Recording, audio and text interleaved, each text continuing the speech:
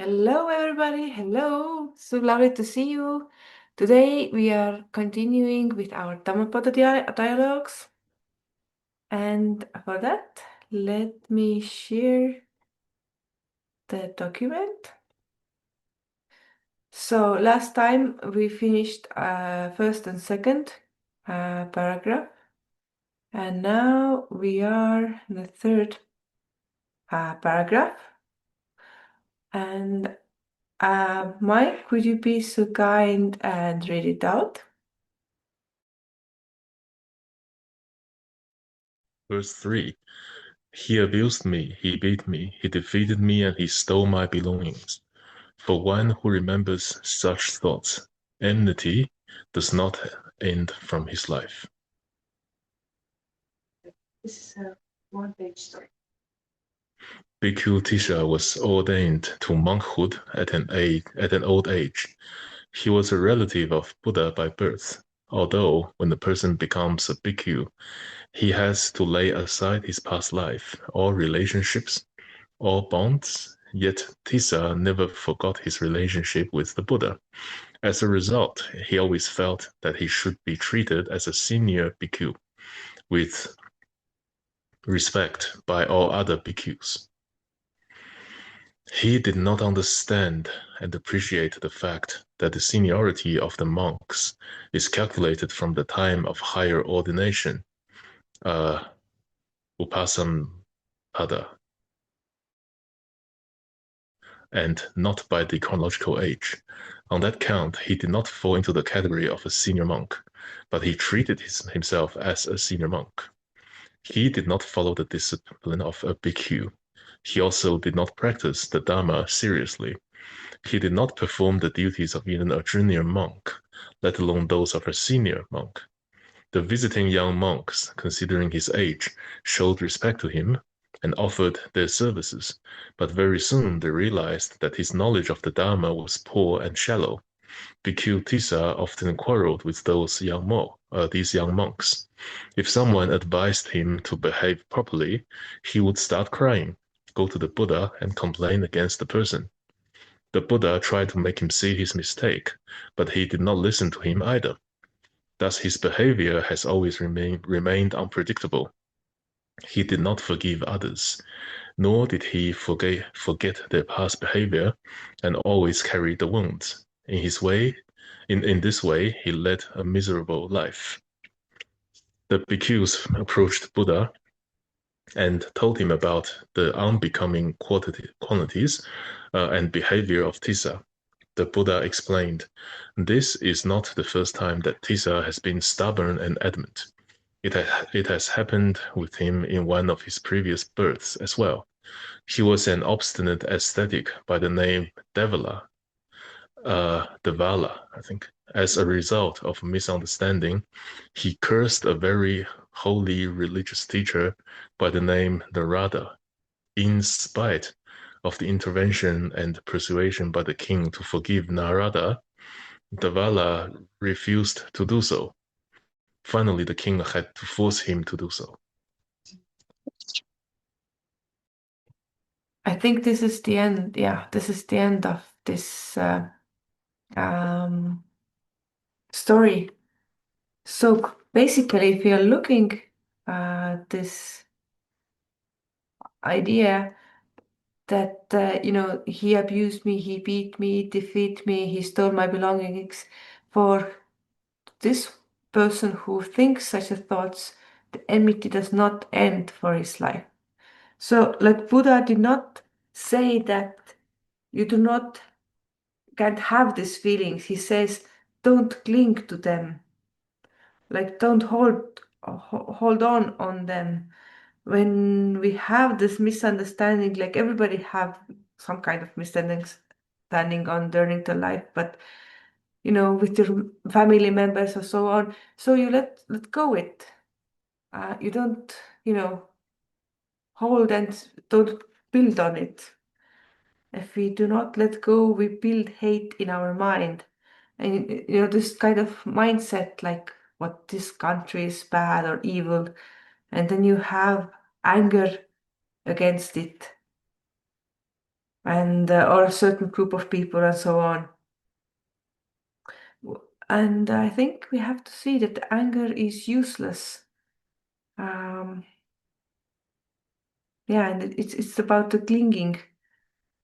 I yeah, I also this time also I listened this Bhiksu Yuttadhammo who speaks about it, and it has a little bit different version, but like similar thoughts about it.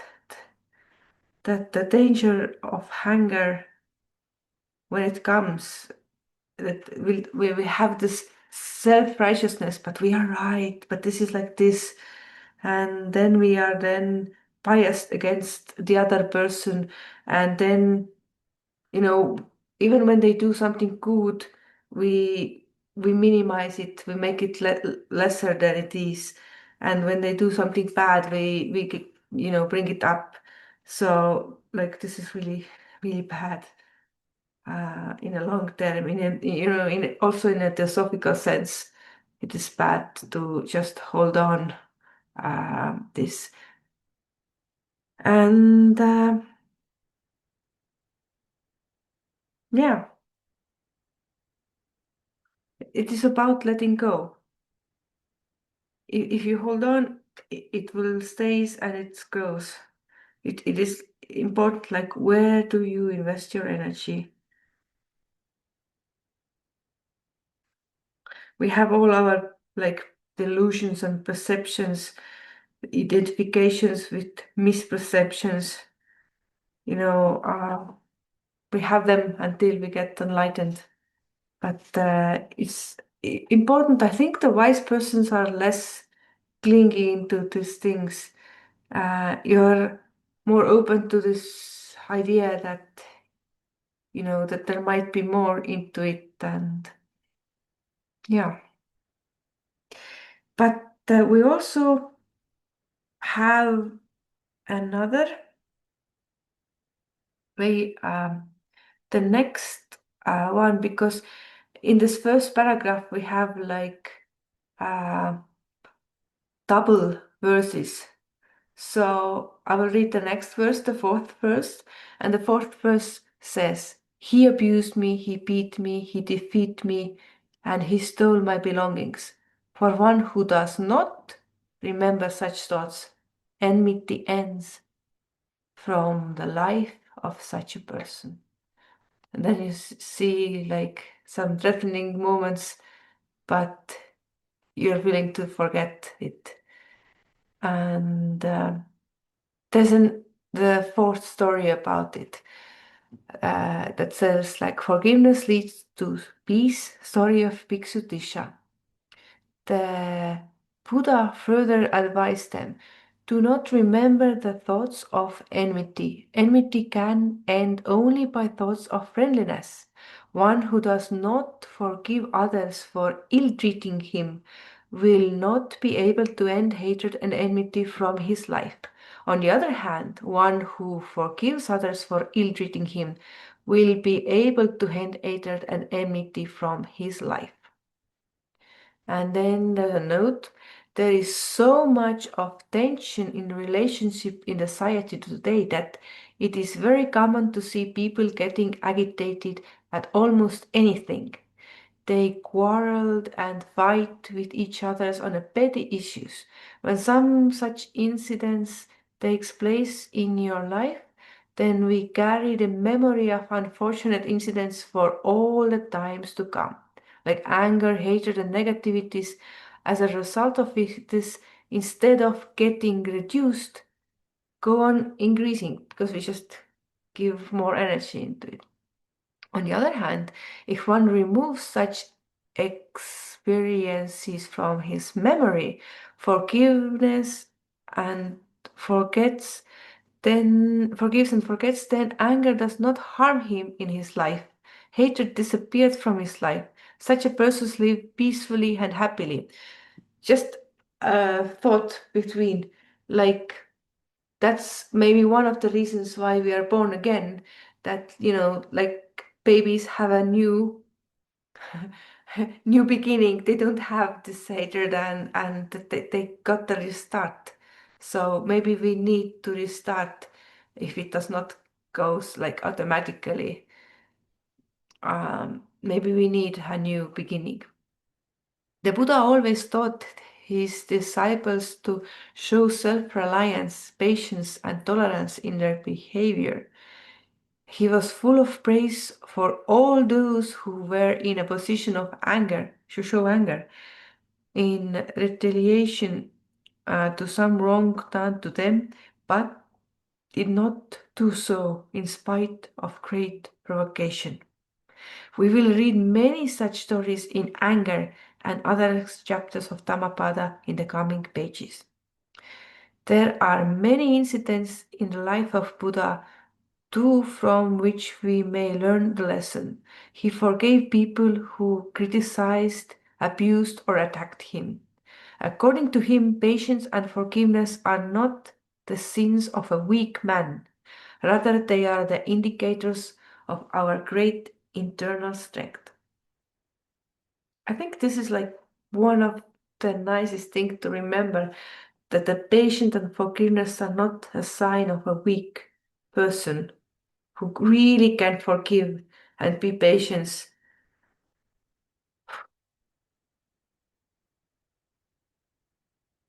Yeah. And that means like it's like some kind of like maturity, I think. What do you think, Mike? I agree with everything that you said.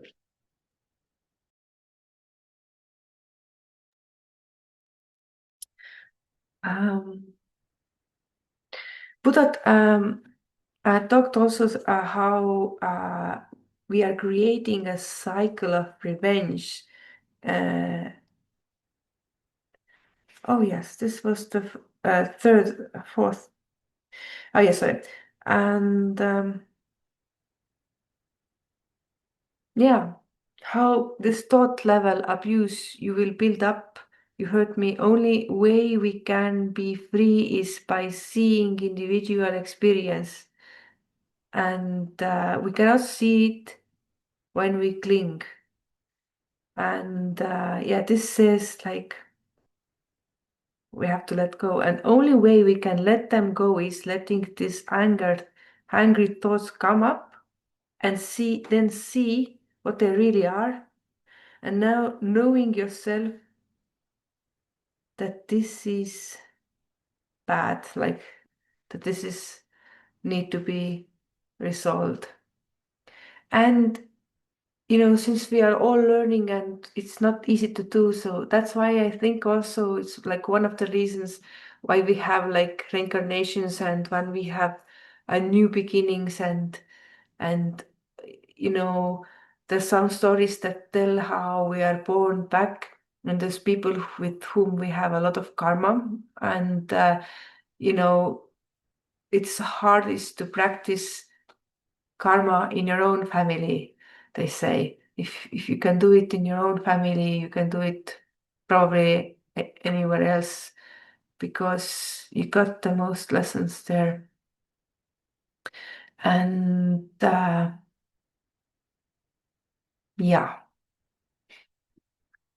I'm thinking, would you be so nice, Mike, and read the fifth verse?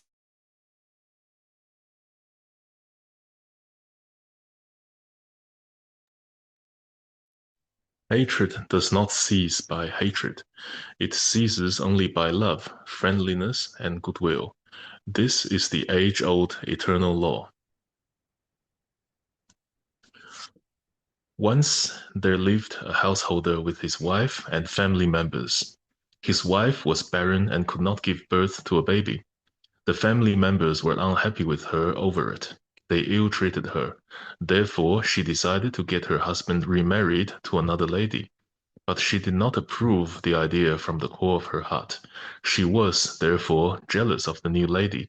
So, on two occasions when the new lady became pregnant, the first lady gave her food mixed with such a medicine that she had a miscarriage. On the third occasion, she mixed poison with the food. As a result of this, the baby as well as the mother died during the childbirth. While the dying lady passed away from the world, she was full of anger, hatred, and vengeance for the barren lady. Thus, the story of revenge started between the two. The enmity between them continued henceforth in all future lives, and they took revenge from each other by turn. The animosity between them continued even when they were born in different species.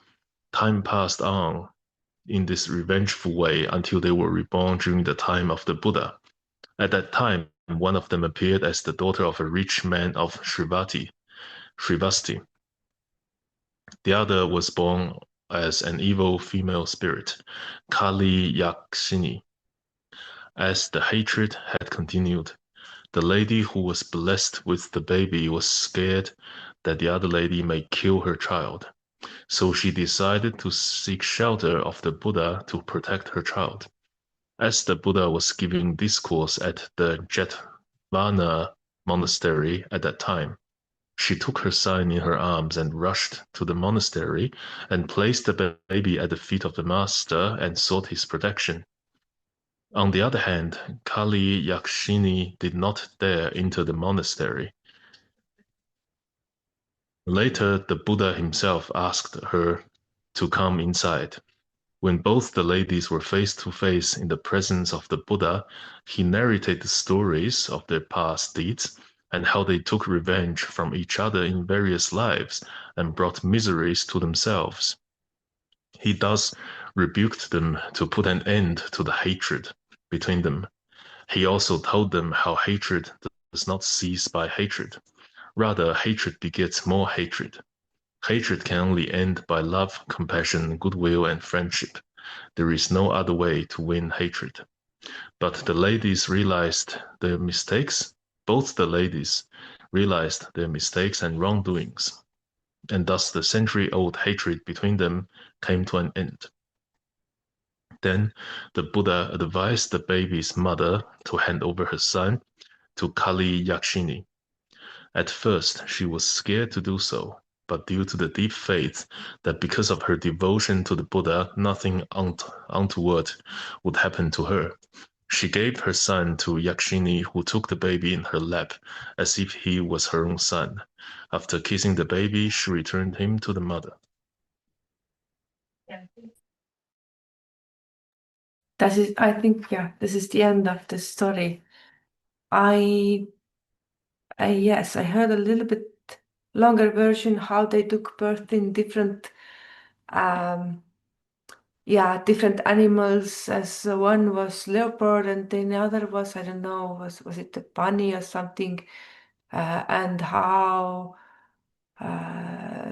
then he ate his children, and then the next life, the one who has what was a chicken was like a dog, and yeah. Anyway, they continued to eat each other's younglings, and then. But I think this. Um Points out like something like deeper. The hater does not cease by hatred, it ceases only by love, friendliness, and goodwill. So if you have some relationship with somebody which is like, I would well say hatred or something, to understand, okay, he or she is acting right now against me like that, but perhaps there's a possibility that I did something before that in a previous life that I do not remember.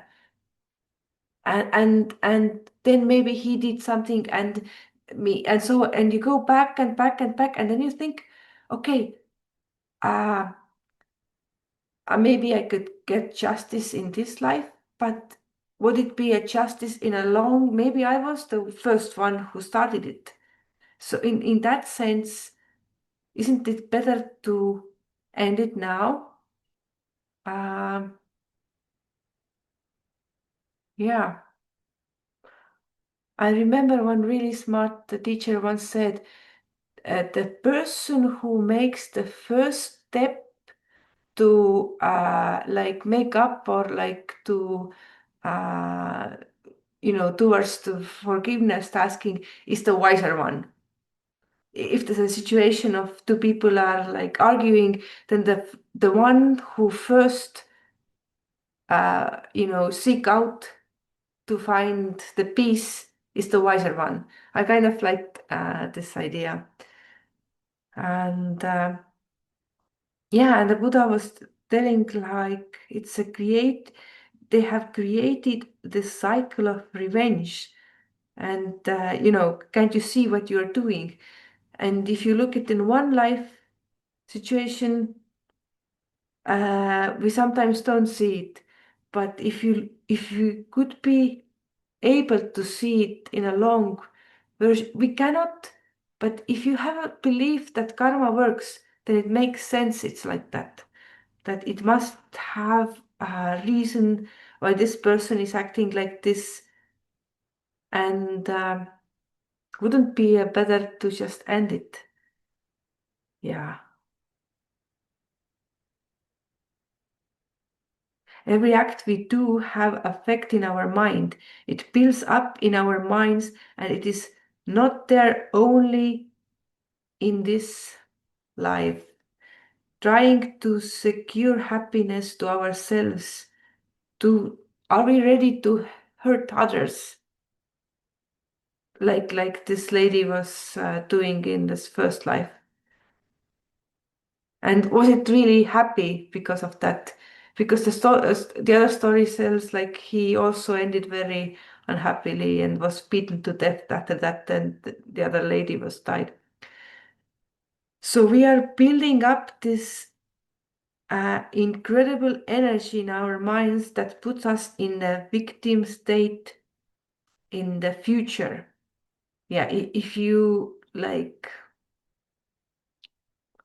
if you hurt others to secure happiness to yourself, then you build up like the victim energy for the future. We are in those bad situations because our inability of seeing beyond this one life we have, to see this one life actions and situations. The greed on your mind affects us aeons.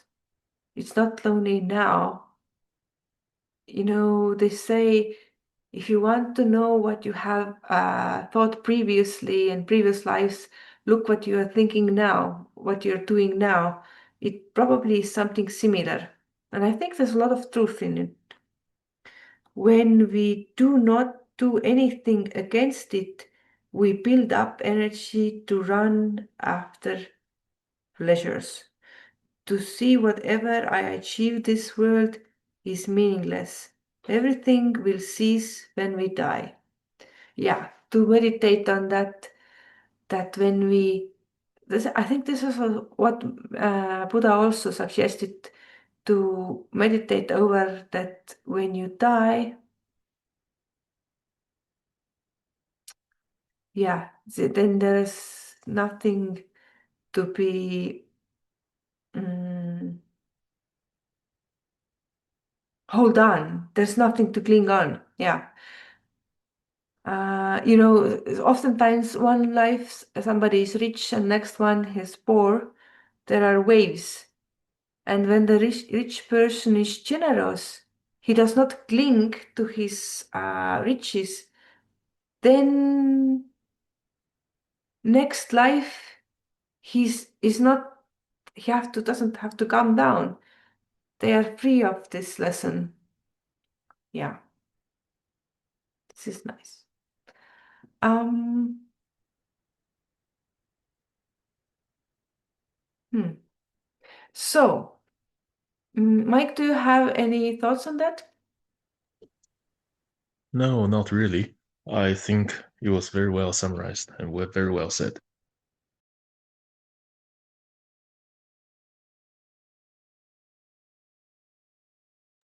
So let's go to the next one.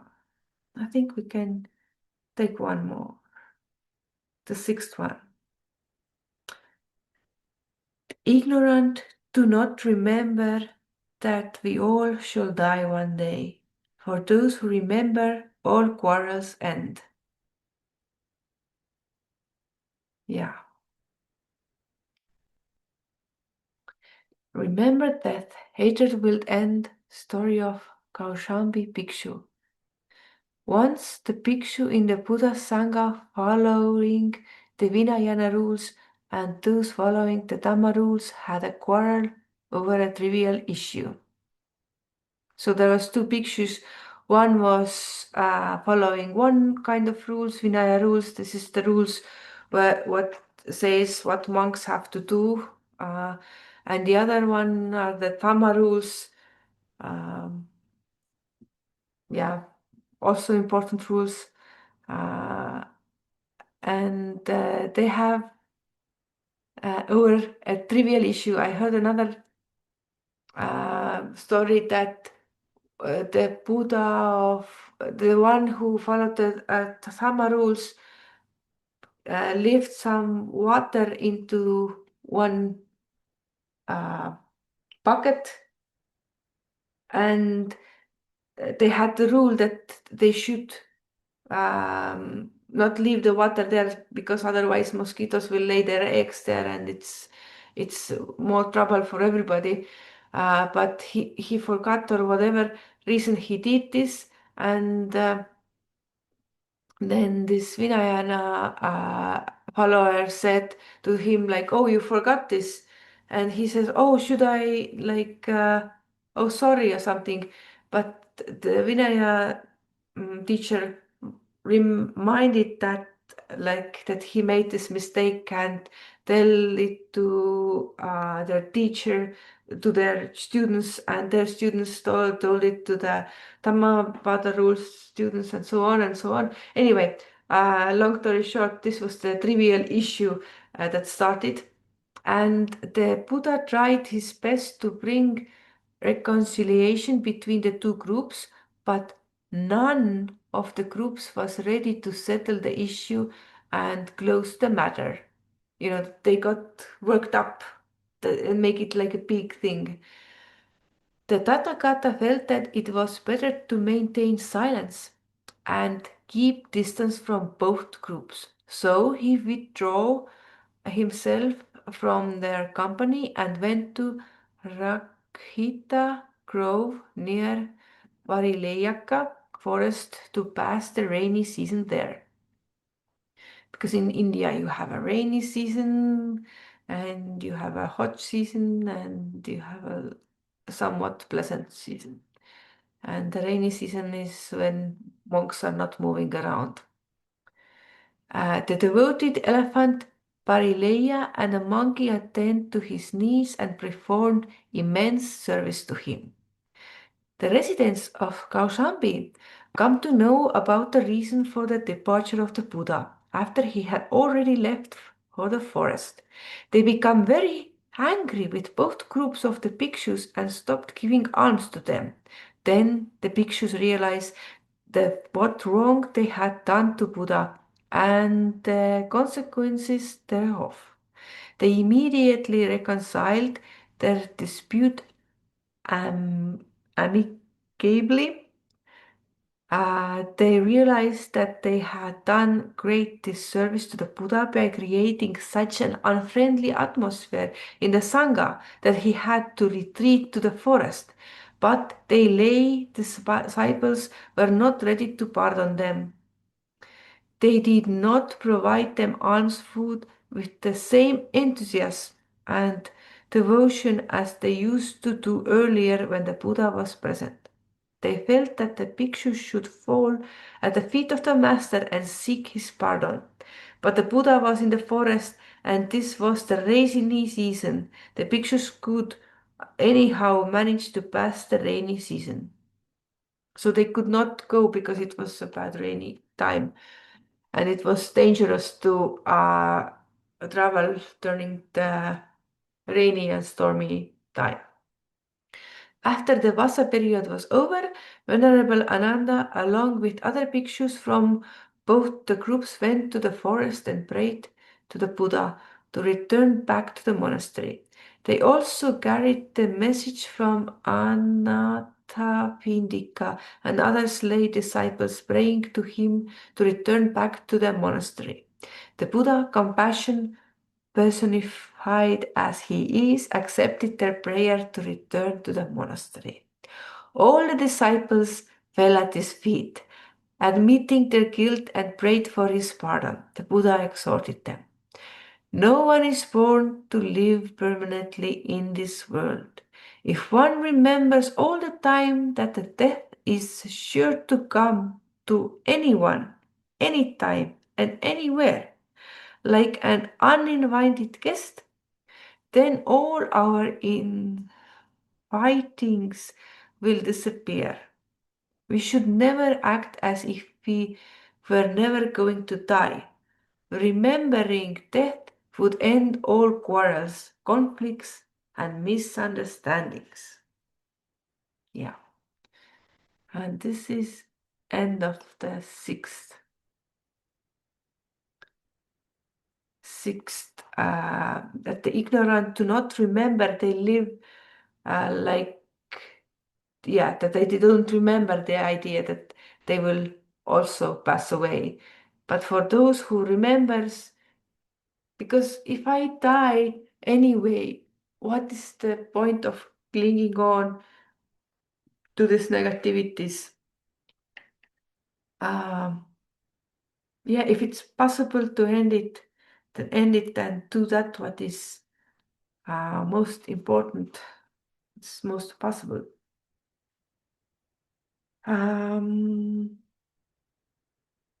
Understanding is the key to overcome suffering. The body and mind work together, but they have two different characteristics. This is also what we learn in Theosophy, that we have the lower mind and higher mind. And lower mind is, related to our body. Like body thinks that it's tired and needs food, and it does need food and take care, but we have to remember like who's the boss. You know, like two different characteristics. Mind can change from bad to good and opposite relatively quickly, but our body cannot change so quickly. In a moment of death, body starts reconstruct and starts, yeah. But we have to remember that what is continuous is the mind, is the way we think. That body is important for, it's like a vehicle we used, but it is a vehicle, it is not our master in that sense. And those who remember that, the quarrels end. Yeah, how many quarrels in a life are like that? That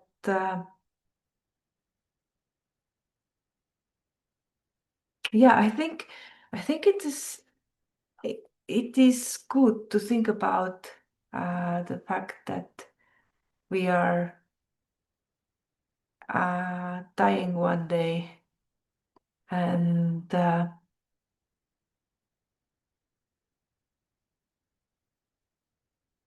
yeah. Mm, uh, Mike, do you have any other thoughts?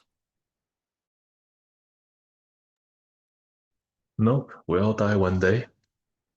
I think that's enough.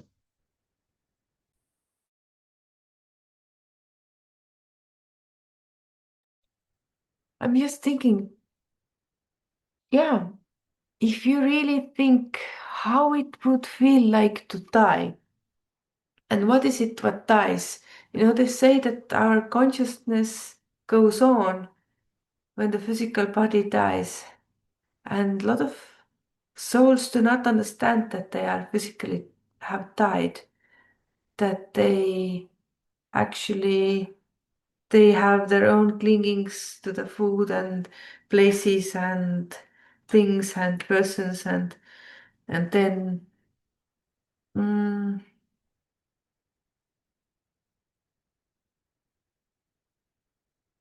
Yeah, but I think I've heard like that Buddhists have this meditation where they think about dying. And if they do it enough times of, I think every day or like regularly, then when they actually die, they're prepared for it and they can go on to the next levels like more easily. Uh, but it's an interesting thing to, yeah, if I would known that I don't have much time left, lot of things get shot out quickly. Only the priorities, only the most important things will be there. I don't have time to waste my time to quarrel somebody. I might just give them, yeah, you're right. And yeah, don't worry about that thing. Yeah, that's an interesting way to think. Mm,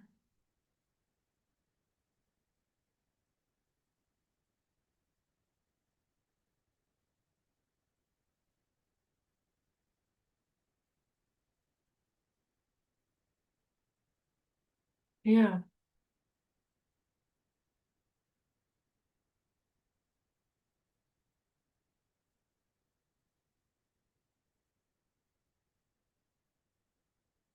What it is to feel being then, and what is dead of the physical body, that this is the part we want, this goodness or happiness.